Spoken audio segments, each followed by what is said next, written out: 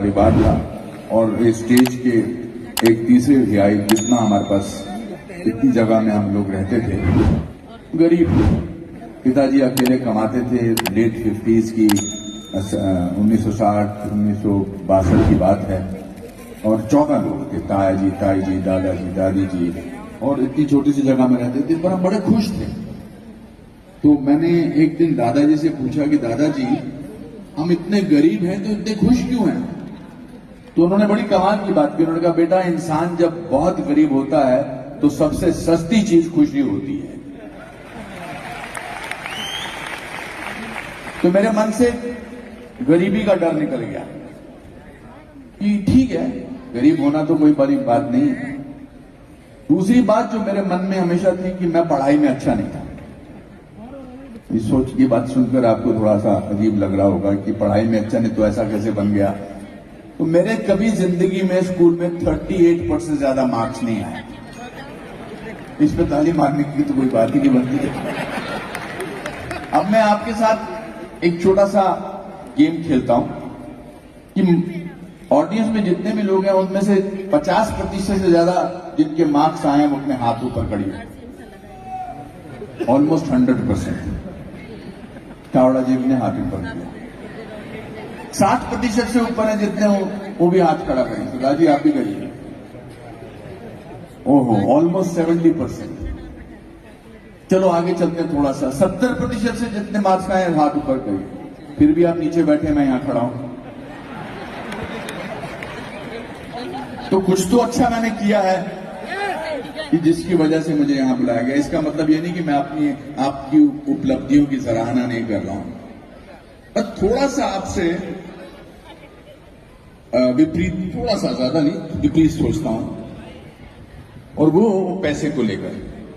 पैसा कमाना बहुत जरूरी है सर, बहुत जरूरी है। पैसा कमाने के बाद ही आप पैसा बांट सकते हैं, क्योंकि बिना कमाए कैसे बांट सकते हैं?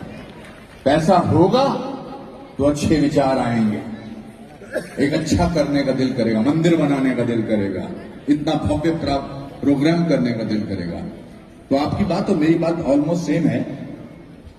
तो मैं जब मुंबई गया था आज से 45 साल पहले, हालांकि मैं नेशनल स्कूल ऑफ ड्रामा का गोल्ड मेडलिस्ट था, लेकिन रहने को जगह नहीं थी मेरे पास। मैंने बहुत सारी रातें रेलवे स्टेशन पर गुजारी, एक बेंच के ऊपर। और ये सच बात है, मैं इसलिए कह रहा हूं ताकि आप लोग सपने देखना ना बंद करें। आप लोग छाबड़ा साहब की तरह ऐसी जिंदगी के बारे में सोचें कि आप में से भी बहुत सारे लोग अनुपम खेर बन सकते हैं, छाबड़ा साहब बन सकते हैं।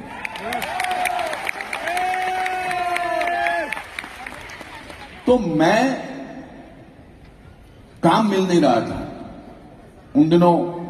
हेयर स्टाइल ज्यादा इंपॉर्टेंट थे और पढ़ा लिखा नहीं था। गोल्ड मेडलिस्ट था ड्रामा स्कूल से, दिल्ली से।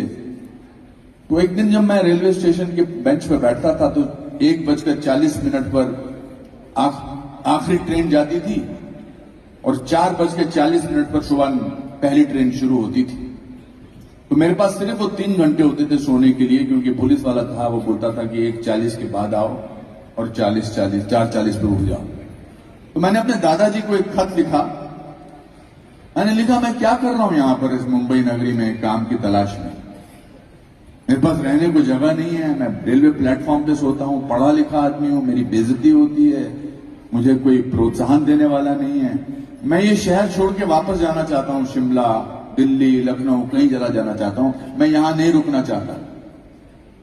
दादाजी ने उस चिट्ठी के जवाब में एक चिट्ठी लिखी मेरे दोस्त के एक एड्रेस पर। उसमें एक लाइन थी जो बड़ी जिंदगी में मुझे बहुत काम आई।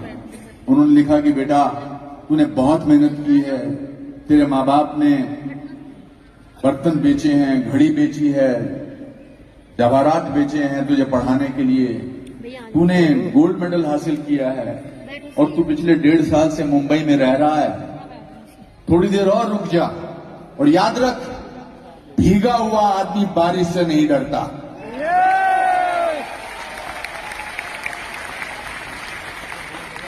वो लाइन पढ़ के मुझे लगा अब तो दुनिया की कोई ताकत मुझे नहीं रोक सकती। फिर मैंने